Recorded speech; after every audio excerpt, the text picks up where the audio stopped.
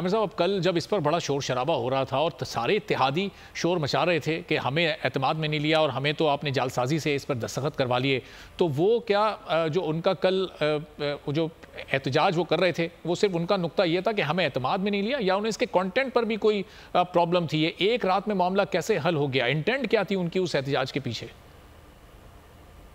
एक बात तो ये कि कानूनी पहलू पे बड़ा अच्छा शाखावत साहब ने रोशनी डाली है।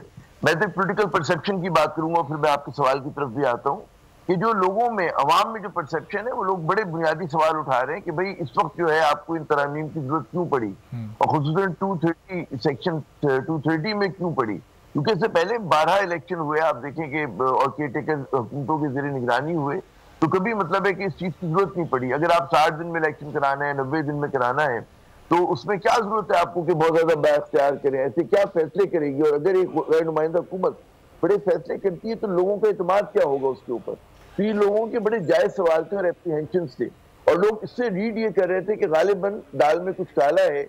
और अभी भी लोगों के अंदेशे और वसवसे इसी बात के कि जनाब आप जब इनको एम्पावर कर रहे हैं, इसका खर्चा सबसे ज्यादा ये है कि जी क्या जो ये आ रही है केयरटेकर गवर्नमेंट, ये एक्सटेंडेड पीरियड के लिए आ रही है या उसी पीरियड के लिए होंगी कि जो 60 से 90 रोज में जो आई नहीं है? ठीक है।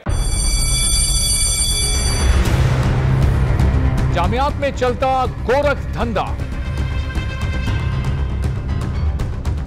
नौजवानों के मुस्तकबिल से खेलने वाली काली भेड़ों के आगे हुकूमत और इंतजामिया मुकम्मल बेबस। मुस्तकबिल के मेहमानों के तहफ्फुज के लिए बोल ने उठाई आवाज, सहाफती फराइज को निभाते हुए पहुंचाई हर खबर अवाम तक, बड़े स्कैंडल से जुड़े तमाम हकाइक रखे अवाम के सामने, क्योंकि बोल है पाकिस्तान का नंबर 1 न्यूज चैनल। सब्सक्राइब करें और बेल दबाएं ताकि कोई खबर रह न जाए।